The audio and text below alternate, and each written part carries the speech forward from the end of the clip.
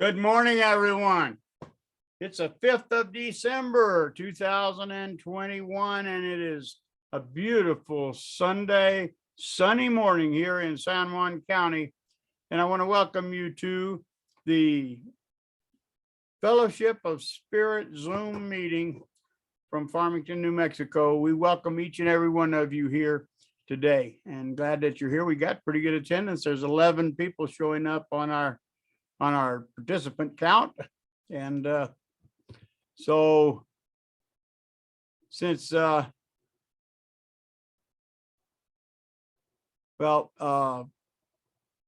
had to go and have breakfast with her family, so she's not going to be here, at least in the beginning. She's not, well, probably not going to be here at all today. She was with our book study, but she had a family breakfast, and so that's important to do. And we'll miss her though. But for announcements, I want to remind everyone, and probably remind it again at the end, but Jerry has put a box of our calendars at the outside the doorway at the church, and you can go by and get you a couple of them. I understand there's pens in there also, but they are yours for the taking. So just cover the box back up so that no water will get in there if we ever have any rain. I don't know. We haven't had any precipitation for quite a while. So anyway, maybe we should just leave it open. That would welcome some rain to come. But anyway, it's a beautiful day here and surrounded by beautiful people. And it is time to begin our ceremony. So Cynthia, would you pray for us that you are here? Absolutely.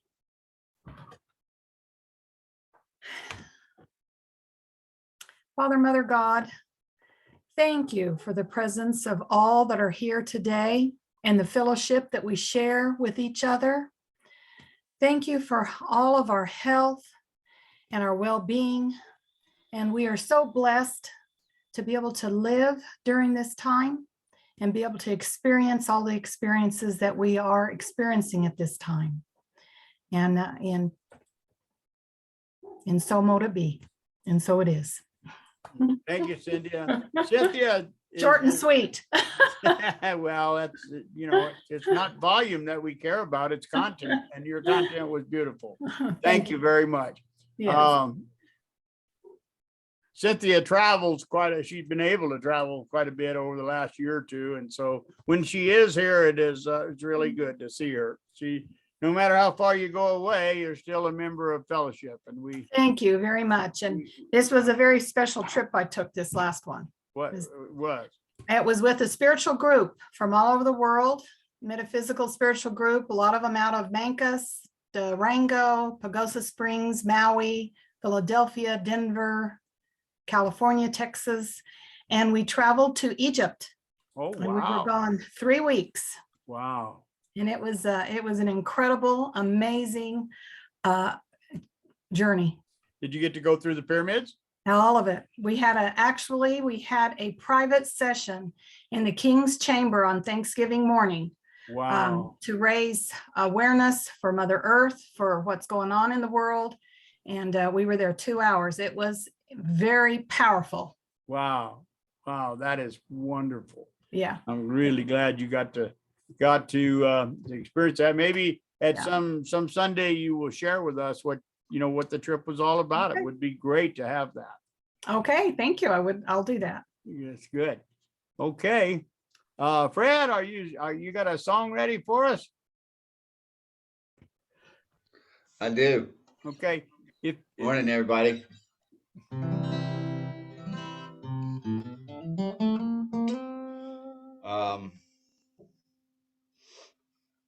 Been listening to one of my favorite bands. They released a couple of albums back in 2008 and 2014. They didn't get a lot of radio play, and didn't sell a lot of albums either. But I figured, there's not a lot of media you can buy anymore. Most everything's streaming. So I went down to the local place where you can still buy CDs around here and dug through their bins and found a couple old CDs and copied them into my car, because my car, you can just copy music right into it and has a hard drive in it. And I've been listening to a lot of Counting Crows, and so I like to do their music, and this is one of my favorite songs. So we'll do this one. This arrangement is more of a live arrangement, not the way it was recorded.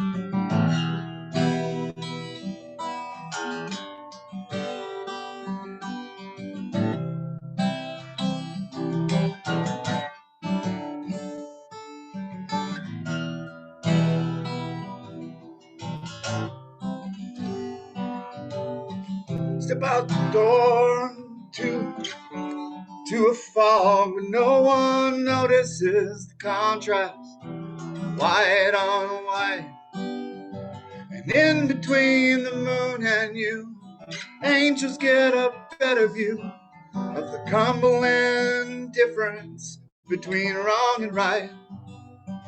And I step in the air between the rain and threw myself back again. Well, I don't know. And Maria says she's dying. Through the door I hear her crying. Why? I don't know. Round here, we always stand up straight. Round here, something radiates.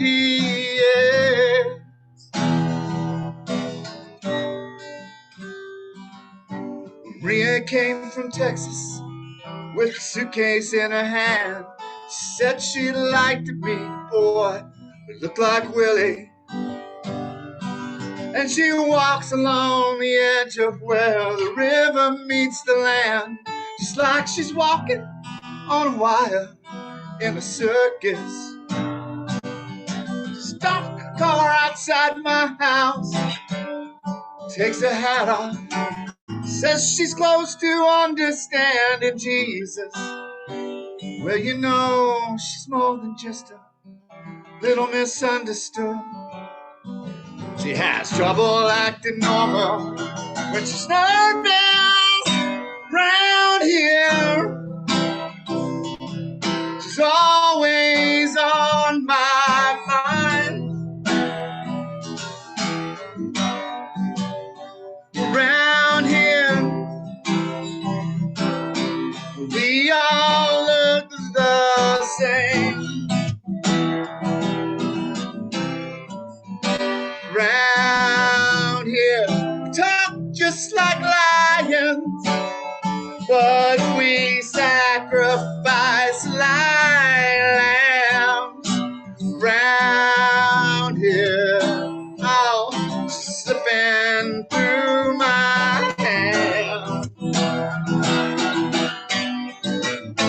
Round home, sleeping children better run like the wind out of the lightning tree. Mama's little baby better get herself in out of the lightning. She says, I know it's only in my head.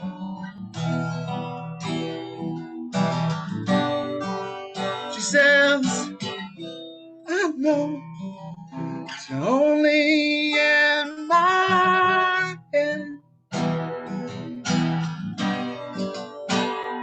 There's a girl outside in the parking lot says, man, you you should try to take a shot.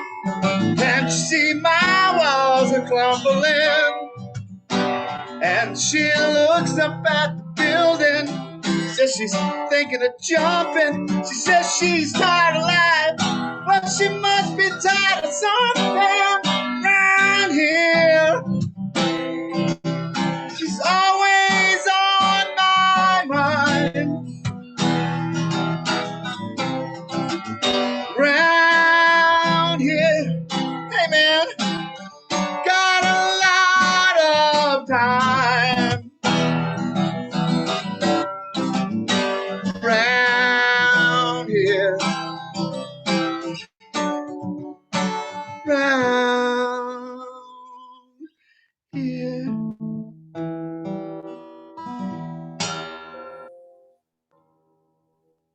Wow, thank you, Fred. Thank you. Thank you so much.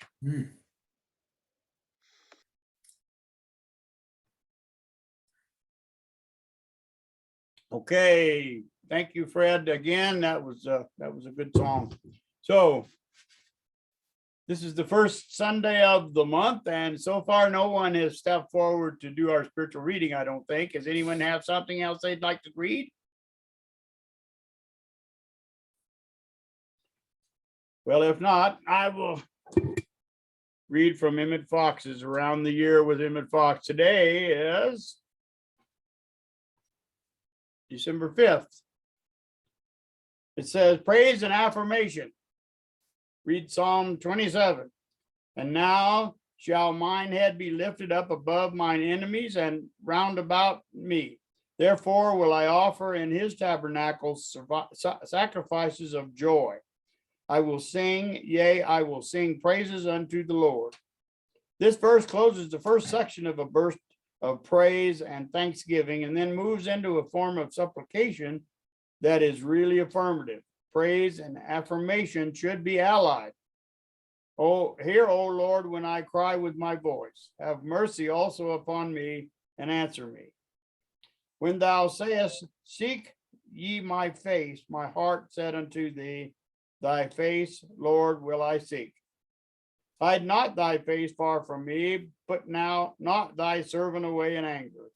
Thou hast been my help. Leave me not, neither forsake me, O God of my salvation. When my father and my mother forsake me, then the Lord shall take me up. Teach me thy way, O Lord, and lead me in the plain path because of mine enemies. Deliver me over, not over into the well of mine enemies, for false witnesses are risen up against me, and such as breathe out cruelty. The psalmist now prays for spiritual understanding and for peace of mind. The enemies, as always, are his own fears, and these fears take their rise in the fact that false witnesses rise up and confront him. And no one who has been through this experience will doubt the appropriateness of that telling phrase that our fears are things that such as breathe out cruelty. Verily, doubt and fear are the cruelest things that can come into the life of a man, or life of man in general. That's true. My enemies are fear and doubt. That's my fears. So they are my enemies.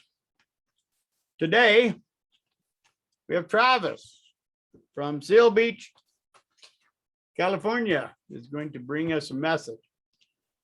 Jenny, did you have something you want to say? No. I guess not. Okay.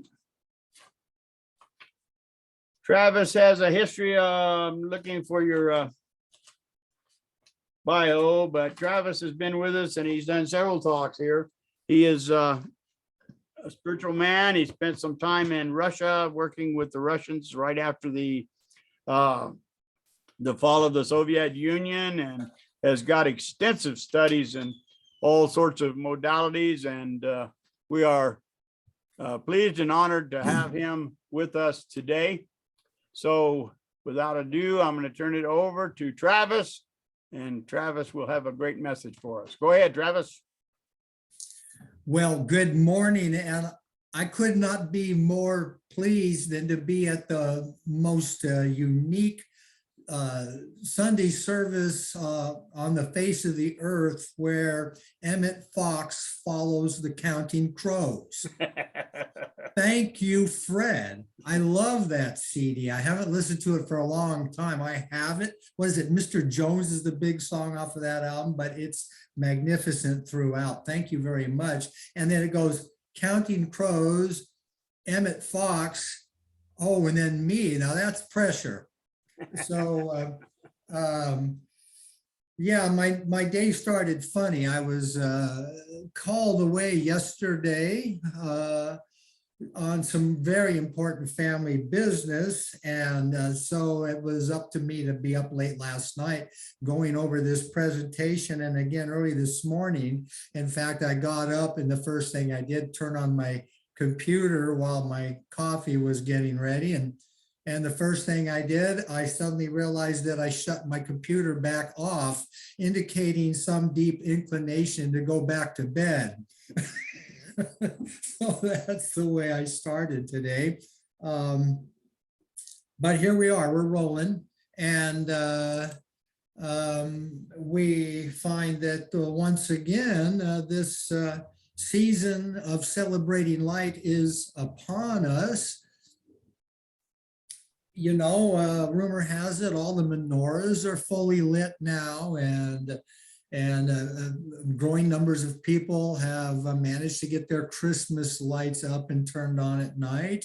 And so that season is well underway, and it's the time of year when I am sometimes more inclined to want to share why I have an enhanced inclination to celebrate this season of light appreciation so much. It is what I observed in Russia that back in the 90s that gave me a greater understanding of why there is such or has been through the centuries such great appreciation for the solstice.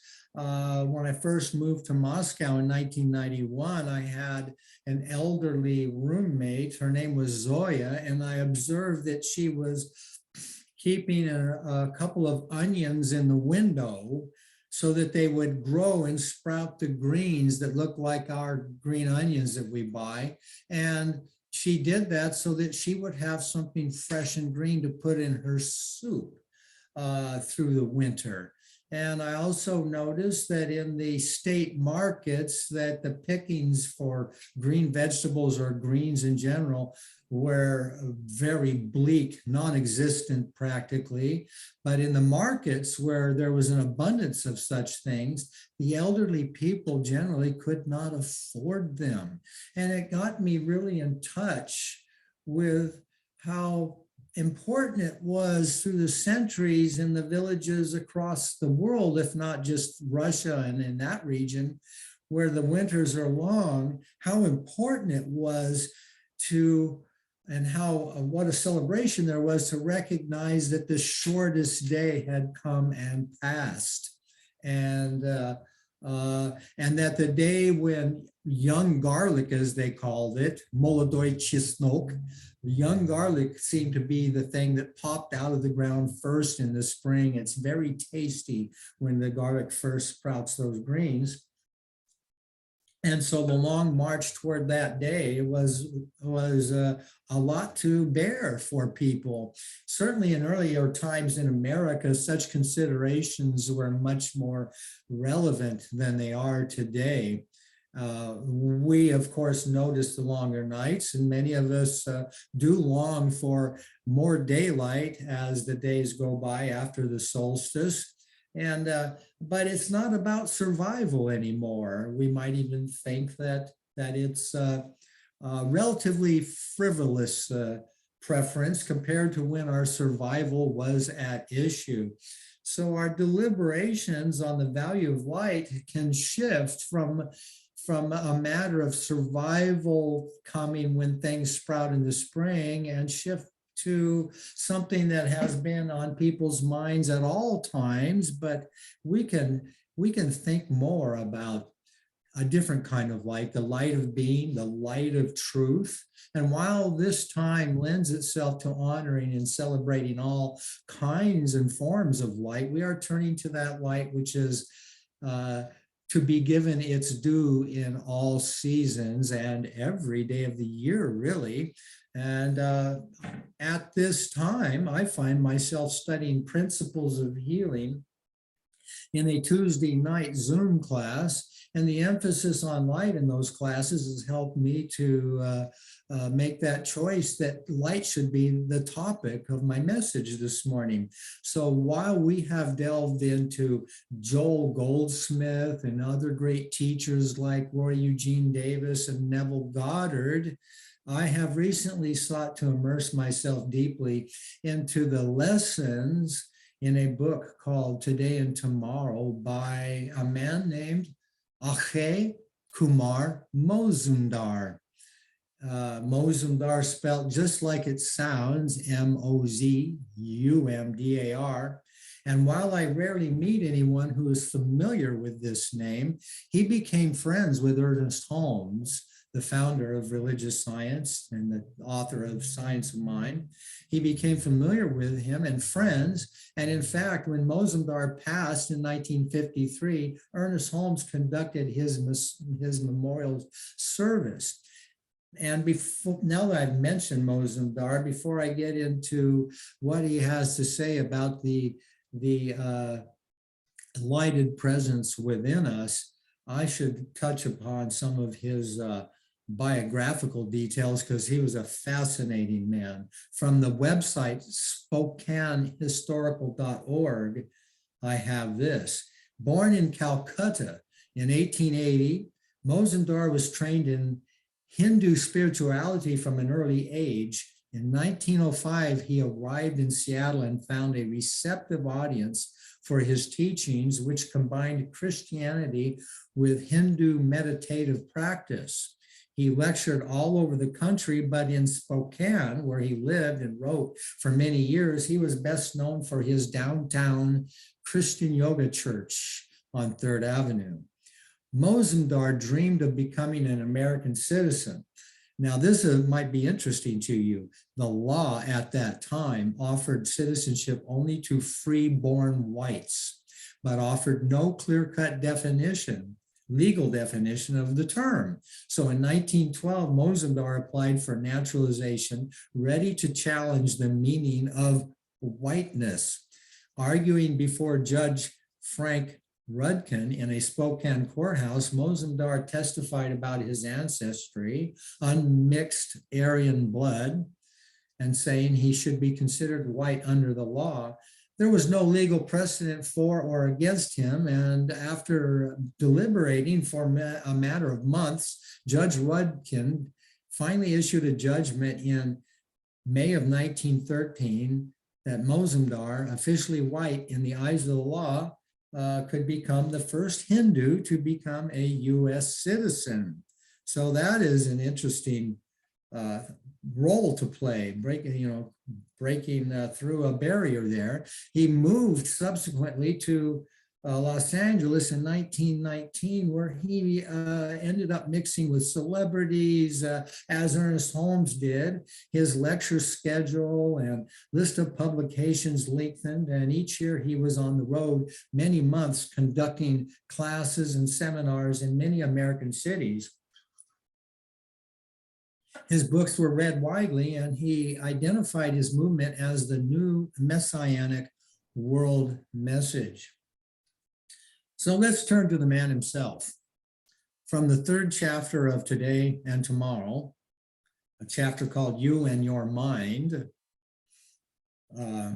always quite the pairing, we read, do you want to be kind, happy, and loving? Then ask your God to help you fill your mind with those qualities, and realistically vision and actively feel that he is fulfilling your desire. That which you believe and vision, you are receiving, you receive.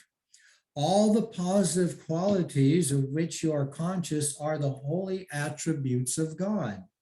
you can also mentally absorb them from his lighted presence in you, in your mind and body, and feel charged with those qualities.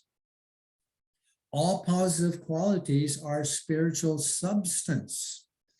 They have a medicinal effect on you. Now that's my kind of medicine. Now this term substance, I don't know how familiar everybody is with that. It has been common for me to encounter this term in spiritual literature on a regular basis. And for some of you, it may not be familiar or a well-defined term. I have understood it to mean something which serves as a building block or as building blocks for that which takes form in our experience. But having taken chemistry and physics, I was inclined to think of it as matter-based or material. And I'm thinking this is not what is meant. So I looked up substance in the Science of Mind glossary, where Ernest Holmes defines it as the formless back of all form. And I did look it up in a regular dictionary, and that kind of jives with one of the definitions in our standard dictionaries, the formless back of all form. And then he says the primordial substance is the ultimate formless stuff from which all things come. The scientific word stuff, which he capitalizes, meaning it to be a divine aspect of reality. So the ultimate formless stuff. And I get such a kick out of that. This is my kind of science. It reminded me of how amused I was when I was on a ski trip to the Caucasus Mountains near the Russian-Georgian border. And I was staying in a flat with a friend and studying for my course that was the second year of practitioner training. And in my reading, I came across the line that said, "Spirit is neither wishy-washy nor willy-nilly." And I remember a great deal of mirth associated with that kind of statement made in serious spiritual material. So back to the formless back of all form. You know, the formless back of all form does not sound like material, and indeed it jives more with quantum physics and the idea that all matter is simply organized energy. Now let's get back to Mozumdar, where he said all positive qualities are spiritual substance. But he also said positive qualities are the holy attributes of God. And now, so we see an interesting correlation, and it points to a tradition in the world's great religions that pretty much agree that it is the self-contemplation of the divine or God, considering its own divine perfections, and that initiates a creative process which has given us this entire manifest physical universe.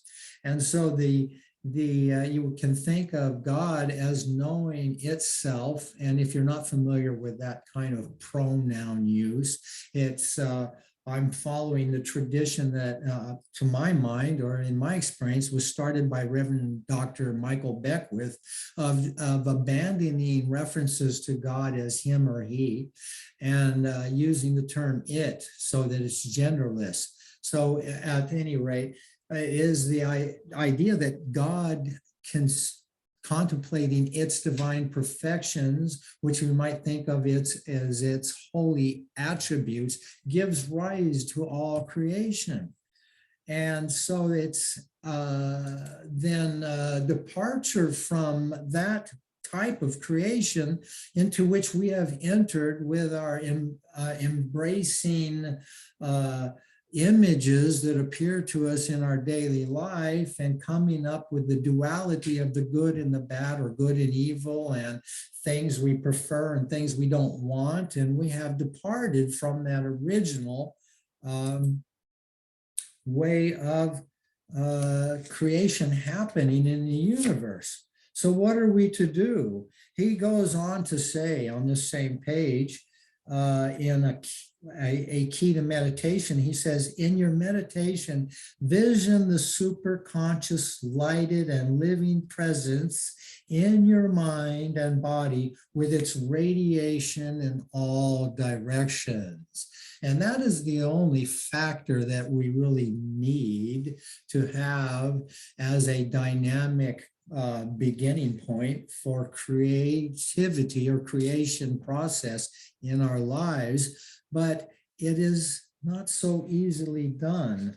I find that I can't stick with just allowing that to be the sole factor as I give the creative process in the universe starting points to bring things into my experience.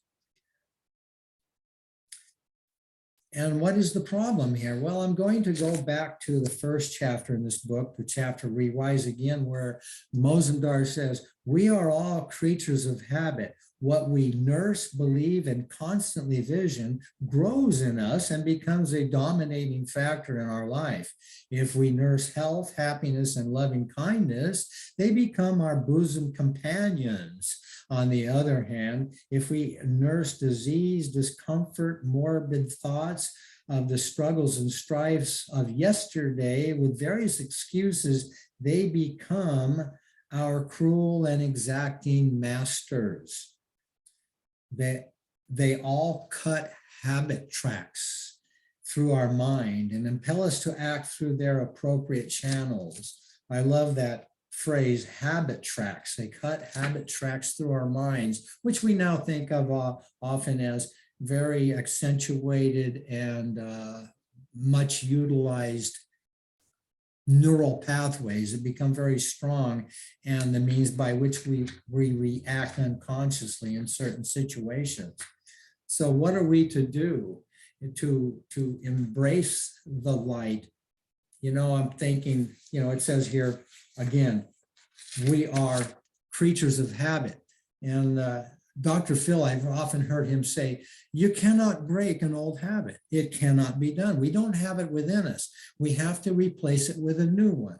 So the new habit I want is to embrace the light. And I have done so by shining the light in every nook and cranny of my being, you know, trying to get that light to reach that version of myself, which has maybe known trauma, developed what are now counterproductive coping mechanisms, that version of myself that has known pain, that has formed in my socialization and upbringing, those very strong neural pathways that lead me down a wrong path. I've shined the light looking to take this self that is sabotaging my highest good, take that self by the hand and walk it into the light and said, we don't need any of that anymore. How much does it take of my attention and my attention and intention to change into these new habits and not do that old stuff anymore? God, if God is light, you know, we say God is light and God is everywhere present. If God is a center of light, everywhere present, where can there be shadows? Spiritually speaking, if I am experiencing some darkness in my experience, it must be that I have obstacles created in my own mind that stand between me and God as light. I have such obstacles. My experience is sufficient evidence of that. It is part of my journey to remove them. Their very existence is my own doing. So turning again, I have done this. I am a creature of habit. And I need to have a new habit and nurse health, happiness, and loving kindness so they become my bosom companions. Well, you know, I struggle with this because I managed to do it in this, as I'm speaking now. Oh, last night after I went over this presentation, I went to bed in the highest state with a big smile upon my face. I can do this now. I can do this in meditation. I can do this every Sunday morning. But hey, that might be 3 or 4 hours a week. And what am I putting into the creative process the rest of the time? That such that as I believe, so shall it be. And I'm drawing difficult experiences to me. And you know, what is there, 128 hours in a week? Okay, well, we're sleeping ideally 56 of them. So what does that leave? 72 hours. Could I possibly, in my meditations and in my life, vision the superconscious lighted and living presence in me and honor that as the truth about me more than 3-4 hours a week, half of my waking hours, that would be 36. How wonderful would that be? But I struggle with that. Why should that be? Going back to previous page where he says, you mentally enjoy and mentally suffer. You mentally conceive an idea and mentally realize it. Your ideas of good and bad become a reality to you only through your mental acceptance. Well, my mental acceptance was not really my choice when I was a young child and I developed all these neural pathways, but now I have a choice to make. My ideas of good and bad become a reality to me through my mental acceptance. Good and bad, we can also call that good and evil. And so I'm thinking that if we are to embrace the lighted and living presence within us, if we are to embrace this, we may need to put what we think of as the negative qualities, qualities in their rightful place, and that is behind us. Now, some of you may remember this account. There may be others that are here today that did not hear it before. And so I'll just go over this briefly, that when I was in Russia and I was touring around, going about, speaking about science of mind and saying that God was love and joy and beauty and wisdom and harmony and all these things. And surely as the sun rises every day, someone would say, raise their hand, like a fellow in Moscow who I came to call him the what about Evil kid, because he fancied himself speaking English, and he asked me, he raised his hand and said, what about Evil? And of course he meant evil. And so it came to me to say, in response to his question, you know, evil and good are not easy to discuss. That's a pretty deep and tenuous thing to talk about, the relationship of good and evil. It involves so much. What if we were to turn to an age-old analogy, that of light and darkness, and look, that has often been considered a perfect analogy to good and evil. Let's look at light and darkness and see what we can understand by considering them. And the first thing that came to my mind is that light has a source, whether it is a flashlight, a candle, the sun, an electric lamp. Light has a source and can be projected. On the other hand, darkness cannot be projected. We cannot create a battery-operated flash dark, if you will, and project darkness into a place of light. Darkness has no source. It is something that has a negative definition. It is a deficit of light, a lack of light, just like black is a lack of the colors of the spectrum, a lack of light. Just so maybe we can apply this and say that evil is a lack of goodness.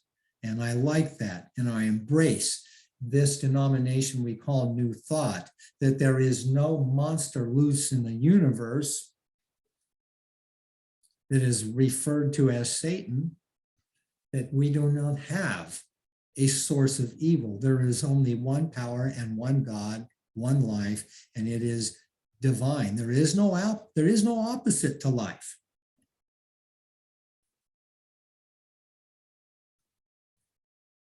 Eckhart Tolle said that very well. He said, there is no opposite to life.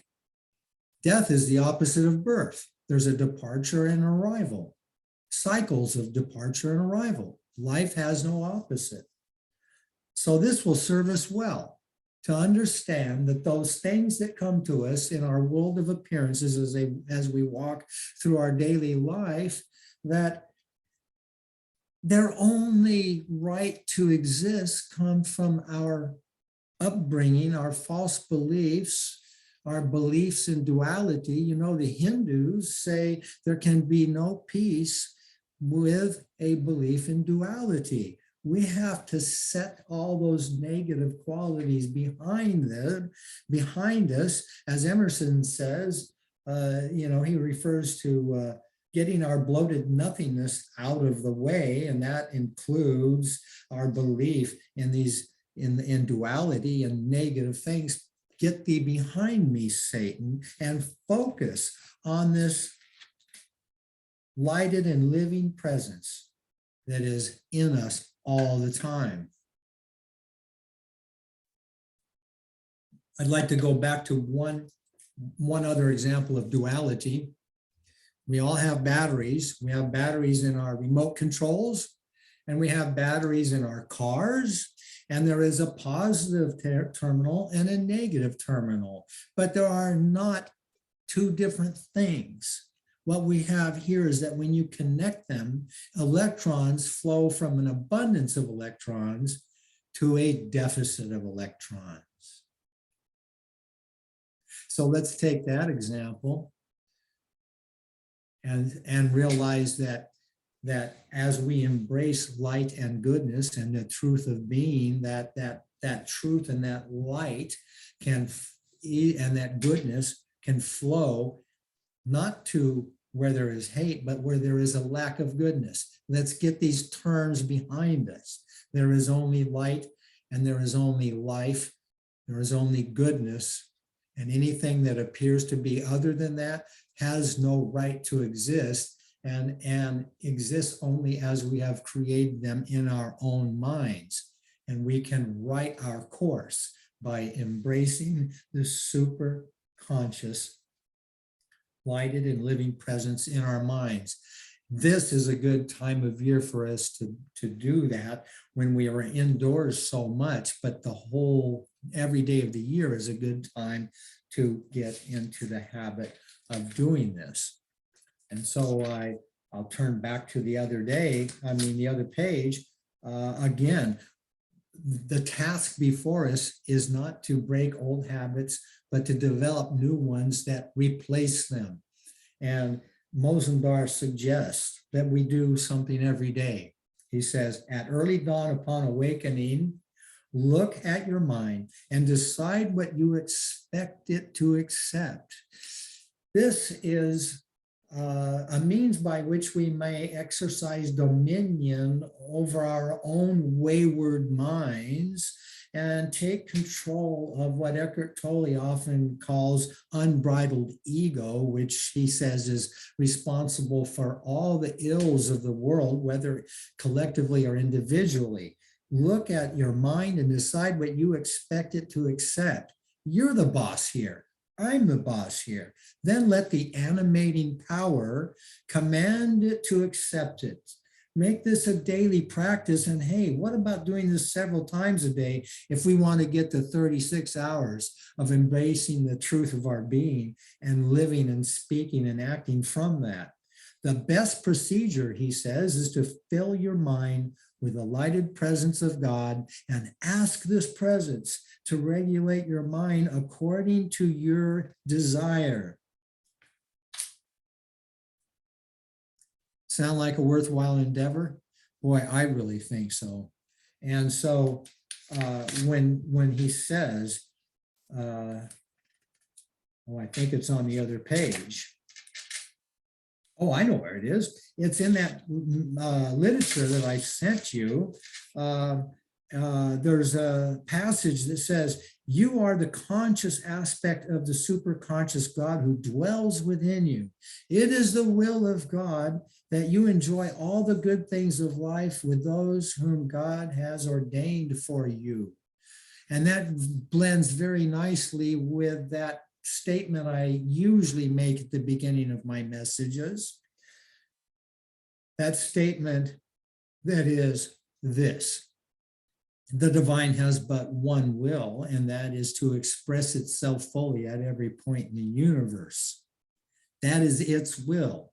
That is its thrust in the creative process, to express itself fully at every point in the universe. And you and I are one of those points, and so is everyone else. That's why it can be said that it is the will of God that you enjoy all the good things of life. Let's get our old selves out of the way, put all those negative qualities that we observe in our world behind us, and remember the truth. And the truth, I'll say it one more time. He says it is essential that we prepare for a better life by visioning the superconscious lighted and living presence in your mind and body, with its radiation in all directions, which permeates every cell of your body. Remember, he said that this kind of adoption of the holy attributes of God from his lighted presence within you has a medicinal effect on you. The stage is set. We can assume our roles as children of the Most High, sons and daughters of the Most High. And so I honor the possibility because it exists. If I can do it in this moment, I can do it all the time. We're on our way, I think. And I'm wishing you all joy and peace and believing and all success in accomplishing being children of the Most High. And so it is. Thank you. Thank you, Travis. Thank you very, very much. It was great words today, great message, and it was so pertinent. I think that the Emmett Fox thing is bled right in. Absolutely. We have met our enemy, and we are it. And fear erodes our life, and fear exists only in the past and in an uncertain future. And so, if we are in the moment, we can put all that stuff behind us, and that's good. So thank you. You bring up an interesting point, because the thing Jesus said more in the Bible than anything else was fear not, or have no fear. That is anything we name as under the umbrella of fear is to be put behind us, because as a great teacher back in the 40s, Frederick Bales said, and he's a guy that healed himself of diabetes before insulin. He said, power flows to the focus of attention. The focus of attention is the means by which we use this most important tool. Our minds are an instrument, and we need to use them properly. Absolutely. Fear shorts out that circuit, doesn't it? Yeah. Oh, I'm not gonna name it. I'm not even gonna name it. I'm gonna put the word fear behind me. There you go. All right. Well, that's great. Fred, you ready for another song? Heck yeah. Wait a minute. Hold on a second. Let's see if anyone has anything they'd like to talk to Travis about. Anybody? Unmute and go ahead and talk to Travis. Travis, it was a wonderful, wonderful talk today. And it just goes right along with Dr. Joe Dispenza and what he in his teachings are and in his literature. And I started watching him in a lot of his talks at his different events just recently, again on Gaia. And it goes right in line with that. Thank you very much. Oh, you're certainly welcome. Travis, you've put it in very simple, easy to understand terms. And if you would you please put in the chat your author that you were talking about that in the particular book so that we can do a little further research? Yeah, I think I know how to do that. Yes. Oh yeah, if you Google him, he's fascinating. He built a temple pattern like roughly on the Taj Mahal up in the hills. It did not get finished before his death, but outside of LA. Well, just repeat his name, please. I'll put it in the chat, but Mozumdar, if you just Google Mozumdar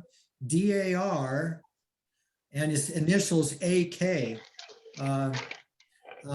you'll find all kinds of interesting accounts of his fascinating life, and he's got several books.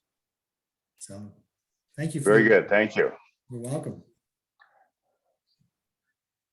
Travis, you know, sometimes I think we've just known each other too long, Travis. You were just saying everything that I think and that I even say to my patients. And I want to thank you for putting it in such a beautiful way. Thank you, dear. No, you're quite welcome, Susan. I still love you. 30 years, and I can still say you're an incredible person. And I'm so glad that we've had this chance to interact. It's such a delight to see you there in Belize every time I speak, and we need to get together more often, do we not?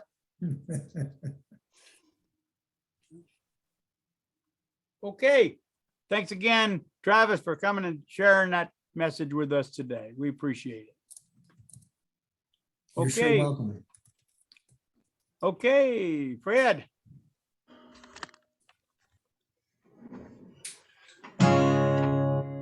Hey. This song was written by a young man that's no longer with us. His name was Shannon Moon. He was a fantastic singer and a great musician. Unfortunately, he had a little problem with heroin that took him. So this song is called Change.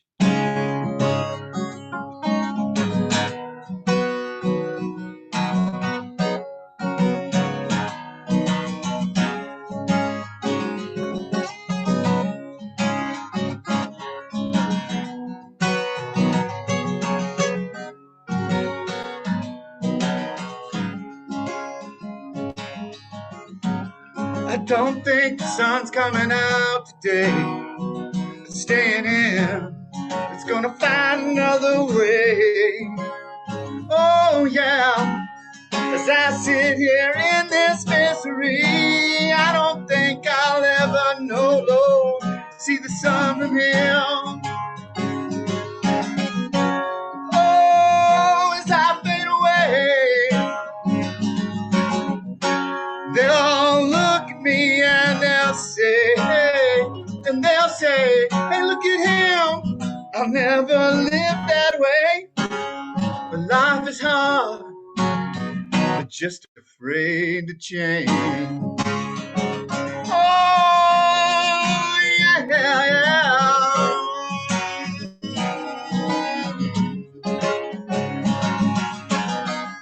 And when you feel life ain't worth living, you got to stand up and take a look around. Look up way in the sky.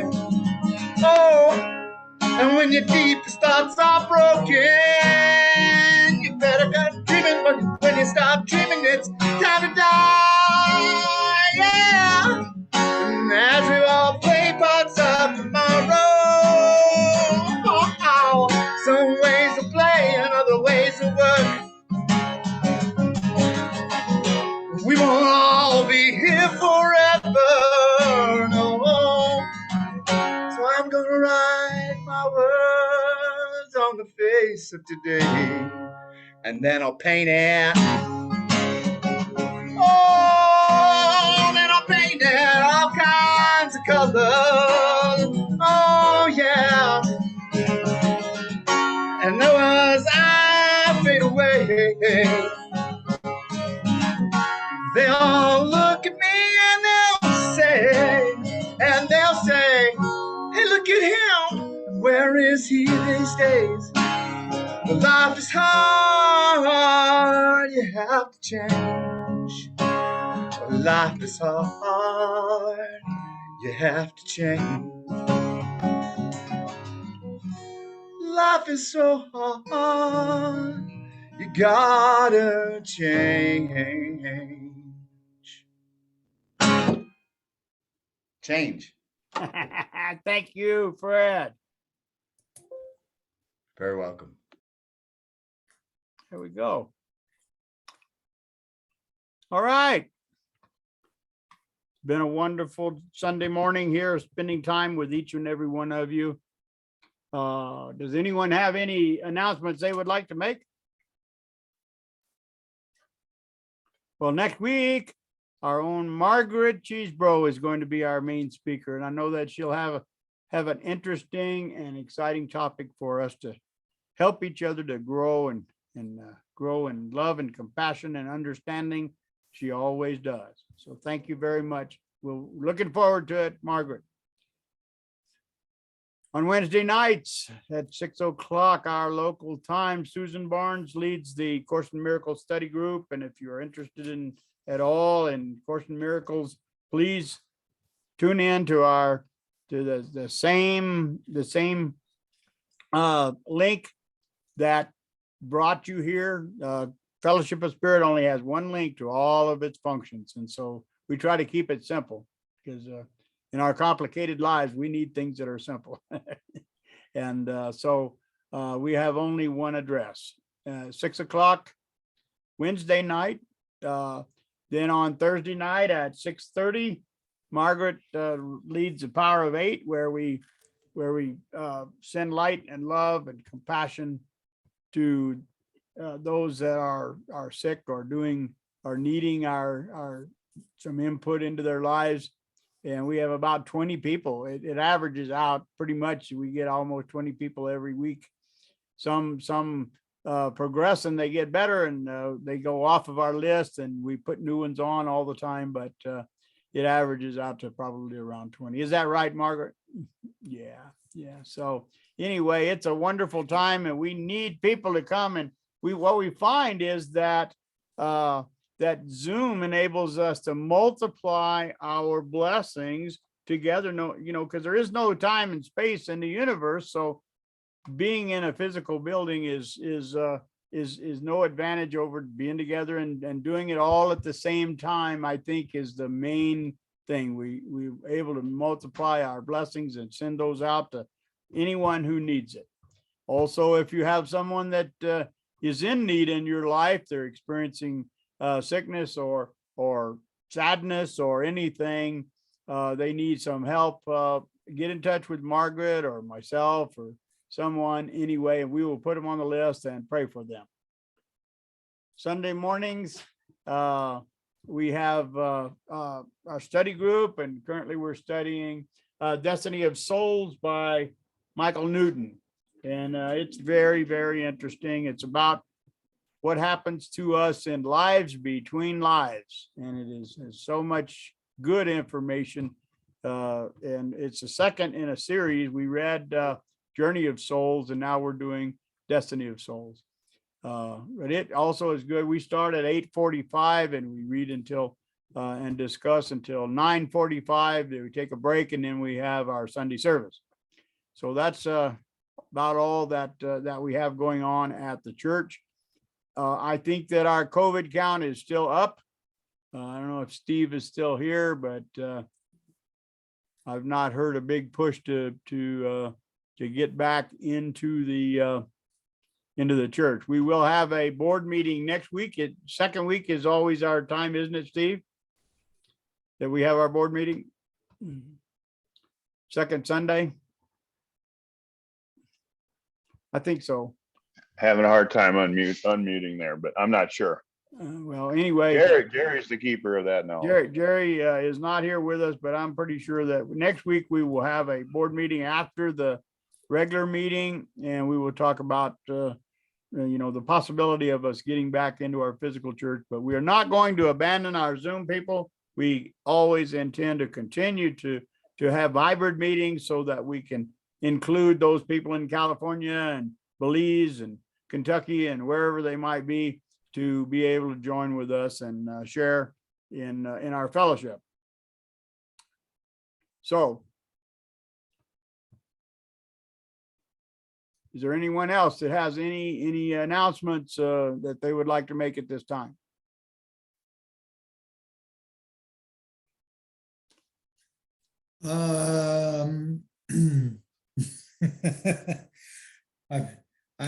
My issue with my laptop this morning with trying to share music earlier has me wondering if I'm going to do the World Healing Meditation on the 31st. But if I do that, I'll be sure to pass along contact information. I used to facilitate that.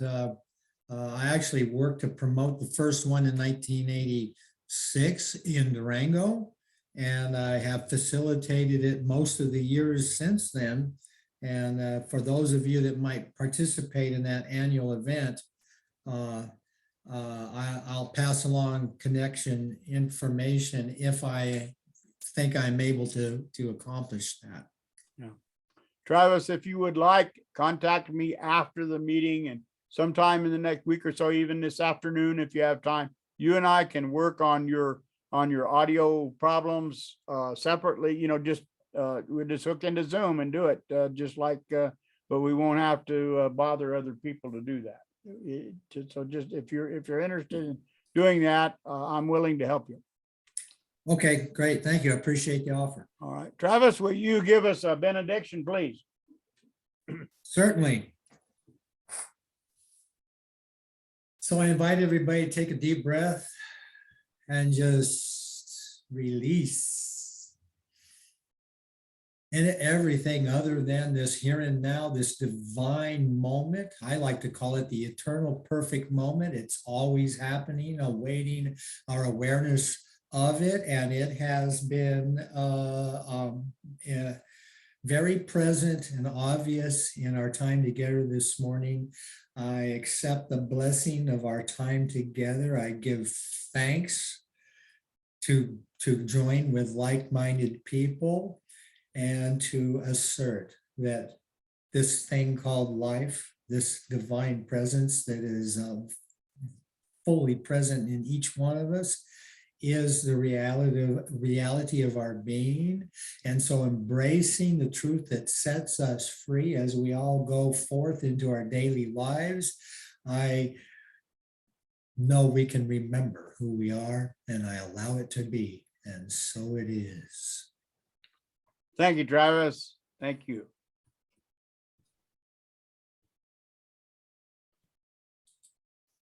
All right. So that does it for another week of fellowship service. You know, our fellowship does not depend on a building or a Zoom. It depends on our relationships, heart to heart. And those are 24/7. We always keep each other in our hearts and in our thoughts. So with that in mind, I'm going to close the meeting. But if you want to hang around and talk afterwards, do so. I won't close it until the last person leaves. So, okay, thank you very much and have a great week. We're looking forward to coming up on solstice and then the various holiday celebrations that we have this time of year. So I'm just going to turn this off the recording.